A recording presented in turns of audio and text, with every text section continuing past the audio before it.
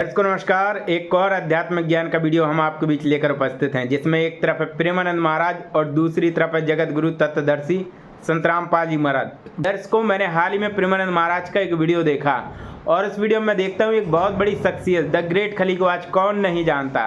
पूरी दुनिया में उनका नाम है, हिंदुस्तान में भी नाम है। आप सब लोग उस शख्सियत से परिचित हैं। एक ऐसा व्यक्ति वो जीवन के उस पड़ाव पर खड़ा है कि आज उसे आध्यात्मिक सवालों को जानने की जरूरत पड़ी, तो इसके लिए प्रेमानंद महाराज के दरबार की ओर रुख किया, खुद पत्नी और बच्चे के साथ। जब प्रेमानंद महाराज के धाम पहुंचे तो प्रेमानंद महाराज के सामने जाते ही द ग्रेट खली बहुत मायूस थे। मायूस इसलिए थे क्योंकि सवाल ही कुछ ऐसे थे जिनके जवाब आज तक उन्हें कोई अच्छे से दे नहीं सका। उन्होंने सोचा कि प्रेमानंद महाराज ही दे देंगे। ग्रेट खली ने जब प्रेमानंद महाराज से सवाल पूछे तो प्रेमानंद महाराज उन सवालों से उलझ गए। मतलब उन सवालों में भी प्रेमानंद महाराज भी उन सवालों का जवाब ठीक से नहीं दे सके। और प्रेमानंद महाराज ये नहीं कह रहे कि मुझे उन सवालों के जवाब नहीं मालूम, बल्कि वो आ की जगह बा बता के उस ज्ञान को परोस रहे हैं, ताकि हम ये सिद्ध हो जाए कि मुझसे बड़ा ज्ञानी इस दुनिया में नहीं है। मैं आपको बता दूं, इस जैसा पाखंडी और इस जैसा मैं कहा अज्ञानी व्यक्ति आज तक कोई पृथ्वी पर नहीं देखा होगा आपने।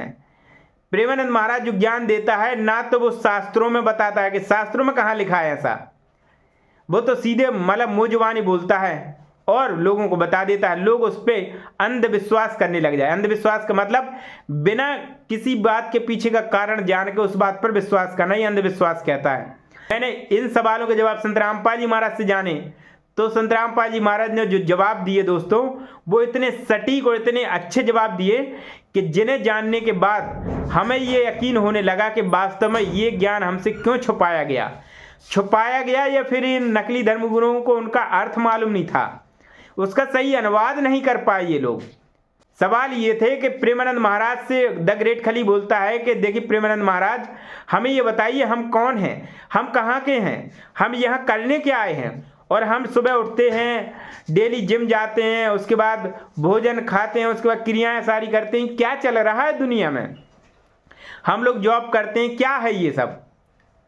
अब प्रेमानंद महाराज कहते हैं कि ये सब तो ईश्वर की लीला है, लेकिन हम सबको भगवान की चाह है। कहते हैं कि भगवान कौन है महाराज जी, भगवान से मतलब कैसे पूजा करें भगवान की? तो प्रेमानंद महाराज कहते हैं कि भगवान आपके अंदर बैठा है। मतलब जो द ग्रेट खली जो बॉडी है ये आप नहीं हो, आपके अंदर जो बैठा है वो भगवान है। वाह भाई प्रेमानंद महाराज, इतना अच्छा ज्ञानी तो मैंने, इतना बड़ा पाखंडी, इतना बड़ा ढोंगी मैंने आज तक नहीं देखा था कि जो इंसान की आत्मा को कह देता है यही भगवान है।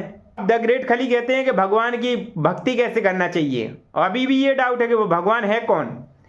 तो प्रेमानंद महाराज कहते हैं देखो, भगवान की भक्ति करो, आप नाम जप करो 1000 बार, सुबह शाम उठते बैठते राधा राधा राधा राधा राधा जपो। आप बोलते हैं ये भगवान का नाम है और बोलते हैं कि भगवान का नाम राधा राधा ही है।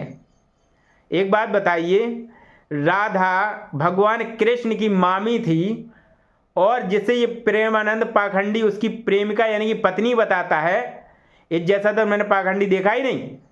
कृष्ण और राधा, ये मतलब कृष्ण क्या था, भांजा था इसका राधा का, राधा कृष्ण की मामी थी। इन दोनों ने उल्टी सीधी क्रियाएं करी और उसके बाद इनका इसके प्रति लगाव हो गया कृष्ण के प्रति, तो ये पति की सेवा छोड़ के कृष्ण को अपना पति मान बैठी। मामी भांजे के रिश्ते को कलंकित किया इनने। प्रेमानंद महाराज को तो ये भी नहीं मालूम, यूट्यूब पे सर्च कर लेना आपको मिल जाएगा, क्योंकि हम बिना प्रमाण की कोई बात नहीं करते हैं। भाई राधा भगवान कब से हो गई? राधा का तो पति था उसका, राधा का पता होना चाहिए प्रेमानंद तुझे, तो वो भगवान कैसे हो गई? असली भगवान तो कोई और है। संत रामपाल जी महाराज बताते हैं कि असली भगवान हम सब का पिता है और वो सतलोक में बैठा है सिंहासन पर, जिसने 6 दिन में सृष्टि रच दी थी और 7वें दिन तखत पर विराज गया था। उस परमपिता परमात्मा का नाम ये पाखंडी जानता नहीं है। और ये पाखंडी और इसके जितने भी इसके जैसा ज्ञान दे रहा है वो सारे पाखंडी सब लोगों एक जैसा ज्ञान दे रहे हैं। कोई कृष्ण को बड़ा बता रहा है, कोई भगवान भोलेनाथ को बड़ा बता रहा है, कोई गौरा पार्वती, तो कोई बालाजी, कोई राम, कोई सीता, ये पता नहीं चल क्या रहा है। तो यही गुत्थी सुलझाने के लिए संत रामपाल जी महाराज आपको ज्ञान दे रहे हैं। संत रामपाल जी महाराज जो ये प्रयास कर रहे हैं, इसका ज्ञान आपको अभी ना समझ में आए। याद रखना दर्शकों, संत रामपाल जी महाराज जो जेल गए वो हमारे लिए गए, क्योंकि उन्होंने आर्य समाज की जो एक पुस्तक थी सत्यार्थ प्रकाश, उसकी पोल पट्टी खोल दी थी कि उसमें अश्लील बातें लिखी हुई थी। जिसके बाद उन्होंने दुनिया भर के आरोप लगा के, क्योंकि संत रामपाल जी महाराज की प्रसिद्धि फैलने लगी थी, क्योंकि संत रामपाल जी महाराज जो ज्ञान देते हैं वो शास्त्रों से खोल खोल के ज्ञान देते हैं, उनको दिखाते हैं कि हमारे ग्रंथ क्या कह रहे हैं। ग्रंथ ही हमारे जन्म लेने और मरने का संविधान तय करते हैं। प्रेमानंद जैसे महाराज पाखंडी, इनको ग्रंथों का नॉलेज नहीं है, बने फिर रहे पंडित ज्ञानी, ज्ञान है ही नहीं इनको। ग्रेट खली कहता है प्रेमानंद से कि प्रेमानंद महाराज, मेरी जो बेटी है वो कृष्ण भगवान को ज़्यादा मानती है, यानी कि बचपन से कृष्ण भगवान की भक्ति करती आई है। समस्या ये है कि घर में और भी देवी देवता हैं, तो क्या हमें कृष्ण की भक्ति करना चाहिए या फिर इन देवी देवताओं की करना चाहिए? तो प्रेमानंद महाराज कहता है जैसे परिवार में कई लोग होते हैं, हमें सबकी साधना मतलब सबका सहयोग करना चाहिए, सबका सम्मान करना चाहिए। बोलते ऐसी कृष्ण को भी कर, कृष्ण की भी भक्ति करो, और देवी देवता हैं उनकी भी पूजा पाठ करो। ये प्रेमानंद कहता है। आगे प्रेमानंद कहता है कि ये जो जितने भी देवी देवता हैं ये भगवान श्री कृष्ण के स्वरूप हैं। अभी प्रेमानंद महाराज, देख लिया मैं ये मानता था कि तुम्हारी उम्र के हिसाब से तुम्हें नॉलेज होगा, लेकिन आपकी उम्र बीत गई ज्ञान को समझते समझते, लेकिन समझ ना पाए उसके 2.5 अक्षर का मतलब। कबीर साहब कहते हैं कि 2.5 अक्षर प्रेम का पढ़े सो पंडित होए। यह उम्र बीत गई, इनको ग्रंथ समझाते ये खुद भी नहीं समझ पाए और दुनिया को उलझा के रखा है। प्रेमानंद पाखंडी, इतना बड़ा ढोंगी, इतना बड़ा अधर्मी व्यक्ति है ये कि लोगों को, मैं आपसे इसलिए कह रहा हूं दर्शकों, क्योंकि जो आपके पास प्रेमानंद महाराज के जितने भी श्रद्धालु हैं ये कबीर साहब की संतान हैं। संत रामपाल जी महाराज हम सबको वही ज्ञान दे रहे हैं जिनके हम संतान हैं, जिनके हम औलाद हैं। हम लोग सतलोक में रहा करते थे, कबीर साहब परमात्मा की औलाद हैं हम सब लोग। पाखंडी महाराज क्या उल्टी सीधी साधना करा के ये आपको काल के जाल में फंसा के और काल के मोह में झोंक रहा है। ये अभी तुम्हें भले ही समझ में ना आए, लेकिन जब आप संत रामपाल जी महाराज के ज्ञान समझेंगे तो आपको काल का माया जाल पूरा समझ में आएगा कि काल कैसे उलझा रखा है। काल को श्राप लगाया कि वो डेली 1 लाख खाएगा, 1.25 लाख पैदा करेगा, और काल की भक्ति करोगे इसके बाद स्वर्ग में रहोगे जितने पुण्य मिले होंगे, और पुण्य समाप्त होते ही आप नरक में जाओगे। उसके बाद 84 लाख योनियाँ भोगनी पड़ेंगी, तो उसके बाद बुरी दशा होती है। वहाँ पर ये विधान है कि नरक भोगना पड़ेगा, 84 लाख योनियाँ भोगनी पड़ेगी। तो क्या फ़ायदा ऐसी भक्ति करने का? तो भैया मैं आपको सबको बता दूं कि संत रामपाल जी महाराज जो जेल गए थे वो आप सबके लिए गए थे, हम सबके लिए परमात्मा गए थे। क्योंकि परमात्मा ने जब आप असली ग्रंथ खोले कि सभी लोग एक जैसा ज्ञान दे रहे हैं, फिर संत रामपाल जी महाराज ने सभी ज्ञानों को देखा, फिर उन्होंने अपने ग्रंथ खोले तो उन्हें पता चला कि ये तो ग्रंथ से उल्टा ज्ञान दे रहे हैं और परमात्मा को पाने की विधि तो अलग है। तो उन्होंने जब ग्रंथ का ज्ञान दिया तो लोगों की रोजी रोटी छिनने लगी और उन्होंने दुनिया भर के आरोप लगा के उनको जेल में करवा दिया। जैसे आप फिल्मों में देखते हैं कि कोई व्यक्ति ईमानदारी से कार्य करता है, उसकी प्रसिद्धि फैलती है, तो उसके बाद उसके घर में दुनिया भर की चीज़ें रख देंगे और आरोप लगा देंगे कि आपके घर में ये चीज़ मिली, आपको ले गए। ठीक वैसे ही यहाँ पर हुआ है। तो भैया मैं आप सबसे कहना चाहता हूँ जो प्रेमानंद महाराज के श्रद्धालु हैं, देखिए आप सब कबीर परमात्मा की औलाद हो। आप एक बार संत रामपाल जी महाराज का ज्ञान समझ लो। संत रामपाल जी महाराज ने इतना जोखिम उठाया है, 11 साल जेल में रहे हैं हम सबको वो ज्ञान देने के लिए कि हम लोग इस काल के जाल से बच जाएं। काल दुर्गा का पति जिसके 3 पुत्र हैं, ब्रह्मा विष्णु महेश। समझ में आया? ये इतना बड़ा जाल है कि आपको समझने में महीने लग जाएंगे काल के माया जाल को। काल आपको जब जब मरते हैं तो काल क्या करता है, गरम कढ़ाई में डालता है, सांप से कटवाता है और उसके बाद गरम लावा मुंह में डाल देता है, फिर उसके बाद पेट में खाता है, पता नहीं कैसी कैसी हरकतें करता है, और गरम तवे पर भूंजता है, उससे जो गंध निकलती है उसका भोजन करता है। लेकिन कबीर परमात्मा वो परमात्मा है, वो कभी दुख नहीं देते हैं अपने बच्चों को। संत रामपाल जी महाराज सत्संग सुनाते हैं तो आज भी वो रोने लगते हैं। आपने कई वीडियो देखी होंगी, नहीं देखी तो देखो। संत रामपाल जी महाराज इसलिए दर्द रहता है उनको कि ये मेरे ही बच्चे मुझे नहीं पहचान पा रहे। इसमें प्रेमानंद महाराज की कोई गलती नहीं है, ना आप श्रद्धालुओं की कोई गलती है। काल भगवान ने अपने जो नकली धर्म गुरु बैठा रखे हैं कि ये सही परमात्मा के पास न चले जाएं, ठीक है, वरना ये भूखा मर जाएगा, सब लोग सत लोग चले जाएंगे सदभक्ति मिलके। तो भैया ये बहुत बड़ा माया जाल है। तो संत रामपाल जी महाराज अभी भी मतलब जब सुनाते हैं सत्संग तो बहुत मायूस हो जाते हैं, इसलिए क्योंकि मेरी ही औलाद मुझे ही नहीं पहचान पा रही। जब ये औलाद मर के जाते हैं काल के दरबार में और वहीं से संत रामपाल जी महाराज सतलोक के लिए जाते हैं, जो उनकी भक्ति करते हैं उनको हाथ पकड़ के ले जाते संत रामपाल जी महाराज सतलोक। अब कहेंगे संत रामपाल जी महाराज क्यों कह रहे, तो संत रामपाल जी महाराज के रूप में कबीर परमात्मा ही बैठे हैं। आज जो इतने बड़े बड़े चमत्कार हो रहे हैं, कबीर साहब ने संत रामपाल जी महाराज को तो शरीर के साथ सतलोक भेज दिया कभी का, और इतनी करोड़ों की जो सेवा दे रहा है, एक भी रुपया नहीं ले रहा है आपसे। एक व्यक्ति ने हेलीकॉप्टर देने की बात की थी, संत रामपाल जी महाराज को मना कर दिया था। एक बार मिलियन ट्रिलियन बिलियन कुछ रुपए देने की बात करी थी तो भी ठुकरा दिए थे। उन्होंने चिट्ठी लिखी संत रामपाल जी महाराज को कि ऐसे ऐसे कंपनी इतना इतना डॉलर्स में दान देना चाहती है। मतलब बहुत बड़ी रकम थी वो। मुझे ऐसा लग रहा था कि इतनी बड़ी रकम है, पता नहीं इससे कितने ही हजारों लाखों घर बन जाएंगे। और मैं बहुत खुश होकर वो पत्र लिखा था। पर जब संत रामपाल जी महाराज का उस चीज पे रिप्लाई आया कि बेटा हम किसी जगत के भिखारी नहीं, हम कबीर सेठ के भिखारी, हम उस कबीर भगवान के भिखारी हैं, तो उस दिन मेरा बिल्कुल मन परिवर्तन हो गया था कि ये सचमुच एक बहुत ही अद्भुत शक्ति आई हुई है कि इतने बिलियंस ऑफ डॉलर्स उन्होंने ऐसे मना कर दिए। और सचमुच में ही ये मतलब भगवान ही ये चीज करा रहे हैं, क्योंकि किसी इंसान की बस की बात नहीं थी अरबों में ऐसे दान दे देना। परमात्मा लेते नहीं देते हैं। जब मरने के बाद ऊपर जाते हैं तो फिर वहाँ पर ये आत्माएं रोती हैं कि प्रभु बचा लो बचा लो, हम जिसकी पूजा करते आए हैं, जिसको हम भगवान मानते, वो तो हमें खा रहा है, तवा पे सेंक रहा है, गरम लावा मुँह में डाल रहा है, तड़पा तड़पा के मार रहा है। तो यहाँ तो शरीर नष्ट होता है, असली कष्ट ऊपर भोगना पड़ता है। तो कबीर परमात्मा वहाँ कहते हैं कि अब नहीं कुछ हो सकता। जब मैं धरती पर था, भले ही किसी भी रूप में था, इंसान के रूप में था, मैं दूसरे का कबीर संत रामपाल जी महाराज के चोला जैसे अभी ओढ़ के बैठे हैं।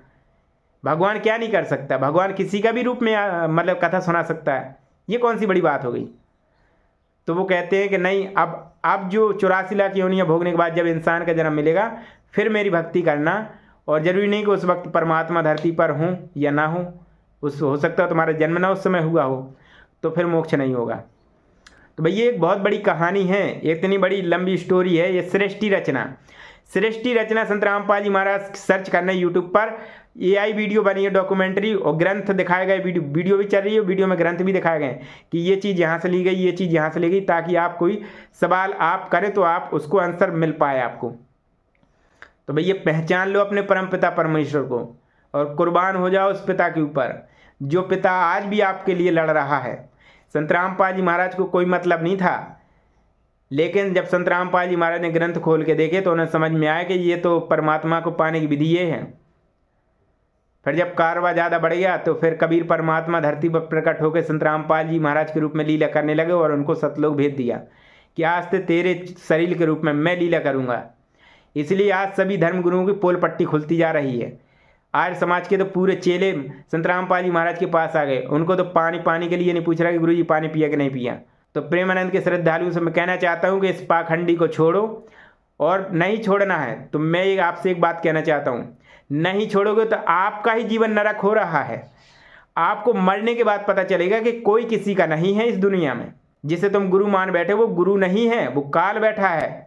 ठीक है, पाखंडी, अनर्थी, अधर्मी इसलिए बोला जा रहा है उसे, क्योंकि इसने संत रामपाल जी महाराज कहते हैं कि कबीर परमात्मा की जो प्यारी भोली भोली आत्मा है उनकी औलाद को ये उल्टी भक्ति करवा करके इसे काल के मुँह में भेज रहा है।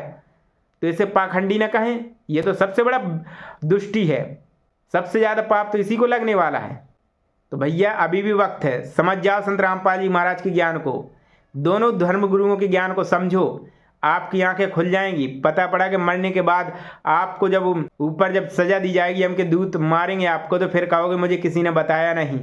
तो बताने के लिए हम तो बैठे हैं, इसलिए हम वीडियो बना रहे हैं। परमपिता परमेश्वर कबीर साहब जो संत रामपाल जी महाराज जिनकी भक्ति बताते वो आपसे एक चमन्नी भी नहीं लेते हैं। भक्ति करो, परमात्मा को पहचानो। एक बार मैं कहता हूँ, एक बार ज्ञान समझ लो दर्शकों, आप उल्टे सीधे कमेंट ना करो। मैं पाखंडी कहता हूँ प्रेमानंद को तो आपको बुरा लगता है, बुरा आपको नहीं लगना चाहिए। मैं पाखंडी कह रहा हूँ, इस पर जांच होना चाहिए। आपको समझ होना चाहिए कि आखिर क्यों कह रहा है ये व्यक्ति, इसके पीछे क्या कारण हो सकते हैं। हमें ग्रंथ खोलना चाहिए, समझना चाहिए। भाई ये सारे सवालों के जवाब, जो सृष्टि पर चल रहा है उल्टा सीधा सब कुछ, उल्टी कोई मर रहा है, कोई जी रहा है, कोई किसी को लेकर भाग गया है, कोई उल्टे सीधे बलात्कार हो रहे हैं, ये सब सृष्टि रचना में आपको मिलेंगे इन सवालों के जवाब, जो कि आपके नकली धर्मगुरुओं को ज्ञान ही नहीं था ना आज तक उन्होंने बताया है। ये खुद काल के मुँह में जाएंगे और आपको भी लेके जाएंगे। मोक्ष नहीं होना है, मोक्ष अगर पाना है तो सही परमात्मा को पहचान लो। ब्रह्मा विष्णु महेश काल दुर्गा ये सब कबीर परमात्मा की अंश हैं। और फिर ये पूरी सृष्टि कैसे रची गई, कैसे ये मर रहे यहाँ पे जी रहे, पूरी कहानी है। ठीक है, तो आइए अब देखते हैं संत रामपाल जी महाराज का वो वीडियो। लोक में रहते हैं, ये ब्रह्म का लोक है, सरपुरुष का लोक है, इसके 21 ब्रह्मांड का अक्षेत्र है। और इस अक्षेत्र में, इस काल के लोक में, इसके काल के जाल में, इसको काल भी कहते हैं, सरपुरुष भी कहते हैं, ज्योत स्वरूपी निरंजन भी इसी को कहते हैं। तो हम यहां आकर फंस गए अपनी गलती से। हम परमात्मा को रिजेक्ट किया हमने और इस काल भगवान को चुना। हृदय से इसको हम चाहने लगे सतलोक में, और जिस कारण से परमात्मा के दिल से हम उतर गए। और परमेश्वर ने फिर हमारी इच्छा से, हमारी प्रबल इच्छा थी इसके साथ आने की, तो यहाँ भेज दिया। फिर हम यहाँ आकर के इसने इतने दुखी कर दिए। ये हमें जानबूझकर सताता है, परेशान करता है। इसलिए सताता है कि हम इसके संतान नहीं हैं। हम परम पिता परमेश्वर कबीर देव जी की संतान हैं, चाहे चींटी है, चाहे हाथी है, आज गधा बना, चाहे कुत्ता, चाहे सूअर बना, चाहे किसी मजहब धर्म के अंदर रह रहा है, चाहे कोई रंक है या सेठ है, राजा है, ये सभी आत्माएं, चाहे ब्रह्मा विष्णु महेश ये देव हैं, अन्य जितने देव हैं, ये सभी परमात्मा कबीर जी की आत्मा हैं। और इसने वहाँ गलती करी थी काल भगवान ने, जो उस लोक में शोभा नहीं देती, जो वहाँ ऐसा करने वाले को निष्कासित कर दिया जाता है, जिस कारण से इसको वहाँ से निष्कासित किया। इसने अपनी गलती की सजा पाई और विरोध भगवान से शुरू कर दिया। ये आप जी को इसलिए सताता है कि जितने आप दुखी होगे उतना ही आपका पिता दुखी होगा। इसलिए आपका जीवन हराम कर रखा है। आपको पता ही नहीं था अभी तक हम ये कष्ट क्यों भोग रहे हैं। आप हमारे को ऐसे रोका हुआ इस काल भगवान ने जैसे कसाई बकरे पालता है। पुण्यात्माओं, प्रथम बार तो आपको ऐसा लगता है कि ये कोई कथा हुई, ये कोई कहानी हुई, हमने कभी सुना ही नहीं। भगवान बड़ा दयालु है, कैसी बढ़िया मौसम बनाया है, कैसे फल फ्रूट दिए हैं, कैसी बढ़िया कनक बाजरा ज्वार बनाई है, कितनी शीतल हवा चल रही है, दिन रात बनाए हैं, और बढ़िया दरिया बह रही है, शीतल जल इनके अंदर है। तो हम ये सोच लेते हैं कि बहुत परमात्मा हमारी बड़ी केयर टेक करता है, बड़ा देखभाल करता है, हमारे लिए कितनी व्यवस्था कर रखी है, तो बड़ा दयालु है ये भगवान। और जब हम किसी का बेटा मरता है, किसी की बेटी मरती है, पूरा का परिवार नाश हो जाता, अक्षेत्र का अक्षेत्र विनाश को प्राप्त हो जाता है किन्हीं भी कारणों से। फिर हमारी बुद्धि वहां जाती नहीं कि ये कहाँ गई उसकी दयालुता, क्योंकि हम जीव हैं और जीव की बुद्धि का सोच, जीव की बुद्धि की सोच जीव सतर की ही होती है। और यदि हम इतना विचार करते तो कोई ना कोई विकल्प खोजते, अवश्य कभी चर्चा करते कि ये क्या जीवन हुआ भाई। कल तक ये व्यक्ति अपने बच्चों में कितना प्यार से रह रहा था, और जिस मकान को बनाने में इसने अपना जीवन न्यौछावर कर दिया, जो संपत्ति इसने संग्रहित करी, और वो सारी छोड़कर चला गया। तो ये इससे आगे हम सोच नहीं सके थे। और ये मान लिया था ऐसे तो भाई होया करे, ये तो होता ही है। तो जब तक हमें कोई विकल्प नहीं है तो हमारी यही सोच रहेगी कि ऐसा तो होता ही है। अब इस ज्ञान से पता चलेगा कि ये गलत हो रहा है और हमारी गलती का परिणाम हमें भोगने को मिल रहा है। अब जैसे आदरणीय धर्मदास साहिब जी को परम पूज्य परमेश्वर कबीर जी ने धर्मदास जी के प्रश्न के उत्तर में ये कहा था कि धर्मदास, आप और ये सभी प्राणी इस झूठे सुख को सुख मान बैठे हो। धर्मदास जी प्रश्न किया था धर्मदास जी ने कि देखो जी कितना अच्छा वातावरण है, कैसी सुविधाएं भगवान ने दे रखी है, और आप कहते हो कि ये निर्दयी भगवान है। तो परमात्मा ने कहा कि जब किसी का पुत्र मरता है, किसी की पुत्री मरती है, तब कहाँ जाती है इसकी दयालुता। तो परमेश्वर ने बताया कि धर्मदास मान चाहे मत मान, मैं बताऊंगा तत्व ज्ञान। इसने आपको अपने स्वार्थवश पाल रखा है, उसके लिए इसने अपने 3 पुत्र छोड़ रखे हैं, यहाँ के प्रधान बना दिए। रजोगुण युक्त ब्रह्मा जी को बना दिया, तमोगुण युक्त सतोगुण युक्त विष्णु जी को, और तमोगुण युक्त शंकर जी को। और ये तीनों ही आपको आपकी उत्पत्ति का, आपकी यहाँ स्थिति यानी आरोग्य के रखने का और मारने के तीनों कारण हैं, यही कारण है। और इसका मूल निमित्त है इनका पिता, उसको शराब लगा हुआ है 1 लाख मानव शरीरधारी प्राणियों का आहार करने का,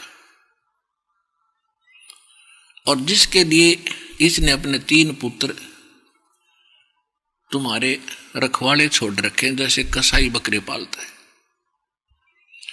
अब यहां प्रश्न उठता है तो परमात्मा ने बताया कि जैसे कसाई बकरे पालता है, ऐसे आप जी को इसने रोक रखा है। अब वो बकरे तो अमुक बकरे होते हैं बेचारे, ना जुबान उनके, और उनके लिए कसाई क्या करता है, एक विशेष स्थान बनाता है, उसके ऊपर एक झोपड़ा डालता है, शेड डालता है, गर्मी और सर्दी ओलों से बचाने के लिए। उसका एक लंबा चौड़ा चरागाह भी रखता है, उसी में एक छोटा सा तालाब भी बना देता है,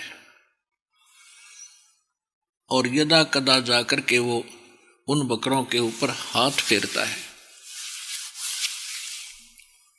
और वो बकरे उसको प्यार करते, एक नेक व्यक्ति मान के कि देखो हमारी कितनी केयर टेक कर रहा है, हमारी कितनी संभाल रखता है। और जिसमें उसको आवश्यकता पड़ती है 10 बकरों की, 5 बकरों की, इससे अधिक बकरों की या बकरियों की, तो उस समय वो नहीं देखता किसका बेटा मरेगा, किसकी बेटी मरेगी। उसने तो छांट लेने हैं मोटे मोटे, जिनमें अच्छा मांस हो, और निकाल ले जाते हैं। उस समय बकरों को भी आभास हो जाता है कि इनकी खैर नहीं है, और वो भागते हैं इधर उधर, एक दूसरे में दौड़ते हैं और मिमाते हैं, चिल्लाते हैं। कुछ देर के बाद वह जीव बुद्धि सेट हो जाती है। तो परमात्मा कहते हैं कि आप जी को इस काल भगवान ने ऐसे रोक रखा है, तेरी समझ में आओ चाहे मत आओ, ये फाइनल समझ लेना। तो इस वीडियो को देखने के बाद आपको क्या समझ में आया? आपकी आंखें खुल गई होंगी कि भाई असली परमपिता परमेश्वर कबीर साहब हैं, उन्हीं की ही हम औलाद हैं। और आज हम यहाँ पर अलग अलग धर्मों में बंटकर एक दूसरे के धर्म को श्रेष्ठ बता रहे हैं, नहीं मानने वाले को हम एक दूसरे से लड़ झगड़ रहे हैं। परमात्मा को कितना दुख होता है, कबीर परमात्मा ऊपर बहुत कष्ट झेलते, रोते हैं कबीर परमात्मा। अभी संत रामपाल जी महाराज आपके लिए रो रहे हैं, लेकिन कल आप उनके लिए रोओगे, क्योंकि कबीर परमात्मा के रूप में जो संत रामपाल जी महाराज बैठे हैं, उन्हें आपके आगे तक की पता है, हमें नहीं पता। हम तो घमंड के नशे में चूर होकर के हम बोलने लगते हे दंत कथा सुना रहा है, हे मुझसे बड़ा ज्ञानी, मैं खुद श्लोक देने लग जाऊंगा, मुझसे बड़ा ज्ञानी हो ही नहीं सकता, मैंने ये पढ़ लिया, मैंने वो पढ़ लिया। अरे तूने कुछ नहीं पढ़ा। हे मानव, आध्यात्मिक जीवन इतना आसान नहीं है समझना। प्रेमानंद जैसे महाराज तो कठिन शब्दावली में समझाते हैं, लंबे लंबे श्लोक मारते हैं। संत रामपाल जी महाराज गीता वेद पुराण से पूरा ज्ञान समझाते हैं और इतने सरल शब्दों में समझाते हैं कि अनपढ़ व्यक्ति भी समझ जाए। क्योंकि संत रामपाल जी महाराज कहते हैं सत्संग में चींटी से लेके हाथी तक और सारी इंसान की प्रजाति सभी उसी कबीर परमात्मा के अंश हैं, उसी की औलाद हैं। आज जो यहाँ पर धक्के खा रहे हैं अज्ञानता की वजह से, वो हमारे लिए रो रहे हैं, तड़प रहे हैं कि मेरे बच्चों आ जाओ, मैंने आपके लिए ज्ञान समझा रहा हूँ, मैं सबसे लड़ रहा हूँ। इसलिए संत रामपाल जी महाराज इतने बड़े बड़े सामाजिक कार्य कर रहे हैं कि किसी की दो कौड़ी की हैसियत नहीं है संत रामपाल जी महाराज के आगे टिक जाए, न ज्ञान के मामले में न सामाजिक सेवा के मामले में। अभी भी वक्त है। मैं कहना चाहता हूँ हम वीडियो ऐसी बनाते रहेंगे, जगाते रहेंगे अपने भाई बहनों को कि सच्चाई कुछ और है। आप घमंड में मत चूर हो जाओ, घमंड को थोड़ा नीचे रख करके एक बार विचार तो करो। जिस तरीके से आप नौकरी पाने के लिए 10 से 15-20 साल लगा देते हो मेहनत करते करते, वैसे ही संत रामपाल जी महाराज के जो मोटे मोटे ग्रंथ है गीता वेद पुराण, उनको समझो, कम 10-12 दिन तो समझो कम से कम।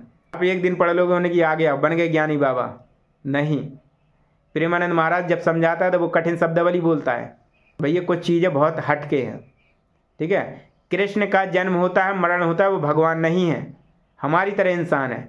कृष्ण की भक्ति करोगे तो क्या है, फिर से जन्म होगा, फिर से मरण होगा, फिर क्या फ़ायदा ऐसी भक्ति करने का।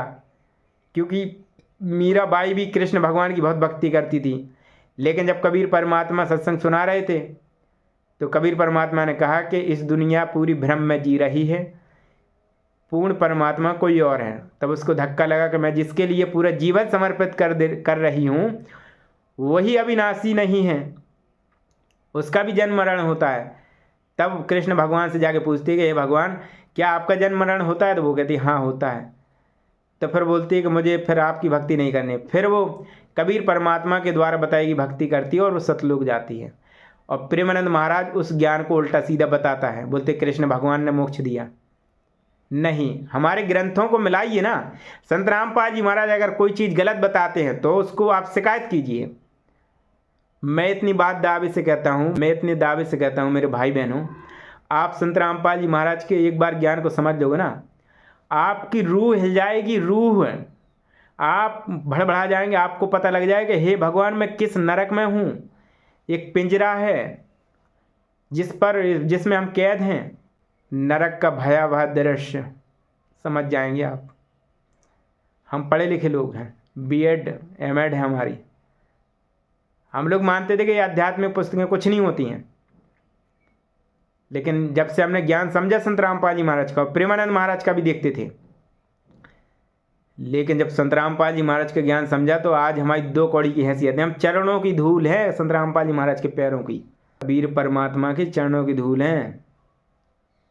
आज हम संत रामपाल जी महाराज के बारे में एक शब्द नहीं बोल सकते, क्योंकि हमें ज्ञान हो चुका है कि वो हमारे पिता हैं। अगर हमने आज कुछ बोला तो जब हम मरेंगे तो काल हमारी कैसी दशा करेगा, उधर कबीर परमात्मा नहीं आएंगे बचाने के लिए। गुरुद्रोही को कभी नहीं बचाया जाता। परमात्मा को पाना है तो परमात्मा का होके रहो।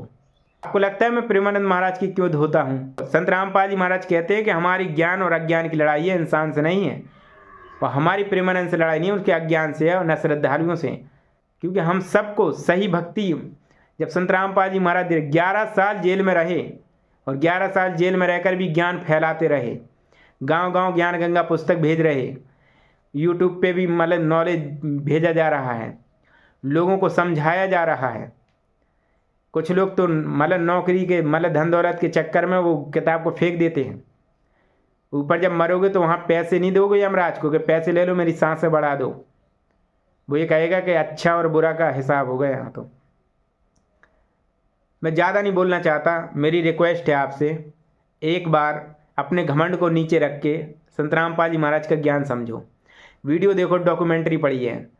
आप यूट्यूब पर सर्च करना सतलोक यात्रा गरीबदास की सतलोक यात्रा भी आप सर्च कर सकते हो। प्रेमानंद को स्वर्ग नर्क का पता है, लेकिन स्वर्ग नर्क से ऊपर है सतलोक, जहाँ इंसान न मरता है न बूढ़ा होता है, वहाँ पर कोई चीज़ नष्ट नहीं होती है, सदाबहार रहती है। आज के लिए बस इतना ही, नमस्कार।